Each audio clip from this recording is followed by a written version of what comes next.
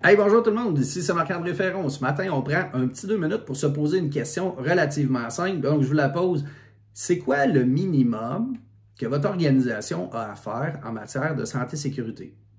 Quel est le minimum que nos organisations doivent assurer en matière de santé et sécurité? Prenez une petite seconde pour y réfléchir. Peut-être que parmi vous, il y a des gens qui ont dit fournir des équipements de protection, mettre en place des procédures, donner de la formation, ou je ne sais pas exactement le genre de réponse que vous avez pu avoir. Mais ce qu'on va garder en tête, c'est beaucoup plus simple que ça. Le minimum qu'on doit faire en matière de santé et sécurité, respecter la loi. La loi, c'est le minimum. La loi et les règlements, c'est le minimum qu'on doit faire en matière de santé et sécurité.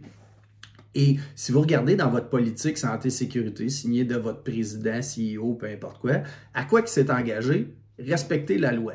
Et là, si je vous pose la question, est-ce que dans votre organisation, il y a quelqu'un qui est autorisé à ne pas faire ce que le CEO demande de faire ou le président de la compagnie? Peu importe on est qui dans le reste de la hiérarchie, tout le monde est obligé de faire ce que le président de la compagnie s'est engagé à faire. Et pourquoi il a signé un engagement à respecter les exigences légales? C'est parce que ce n'est pas une option, c'est une obligation. C'est pour ça qu'on appelle ça des obligations légales. Et quand on veut faire preuve de diligence raisonnable, ce qu'on va nous dire, c'est qu'on doit assurer qu'on a fait nos devoirs et que nos devoirs, c'est nos obligations imposées par la loi. Si je veux faire preuve de diligence raisonnable, définitivement, je dois être capable de prouver que j'ai répondu à ce que la loi me demande de faire. Maintenant, on va revenir à un vieux principe de gestion. C'est impossible de gérer ce qu'on ne connaît pas. Et est-ce que je peux gérer le minimum si je ne connais pas le minimum? C'est impossible.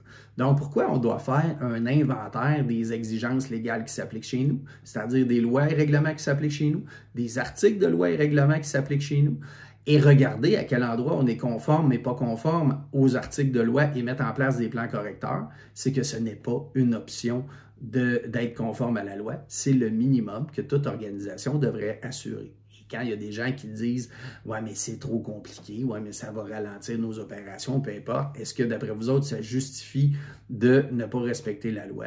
Définitivement, la réponse c'est non. Et ce qu'on va voir, c'est que ces notions-là, quand vient le temps de gérer des dossiers de santé et sécurité, ça peut être du gaz d'avion pour accélérer la façon dont on va gérer notre prévention et ça fait partie, entre autres, des éléments qu'on va discuter dans la formation sur la gestion stratégique de la santé et sécurité. Donc, si ça vous intéresse d'aller plus loin là-dessus, gênez-vous pas pour me contacter et vous allez voir, formation qui est donnée depuis des années, qui a un taux de satisfaction supérieur à 95%, qui revient sur nos devoirs en matière de diligence raisonnable, les stratégies de prévention, les bonnes, les mauvaises, c'est quoi nos rôles, responsabilités, l'importance de la rigueur, etc., etc. On couvre tout ça là-dedans. Fait que là-dessus, je vous souhaite une bonne fin de journée, pour le plaisir de vous voir. Bye bye!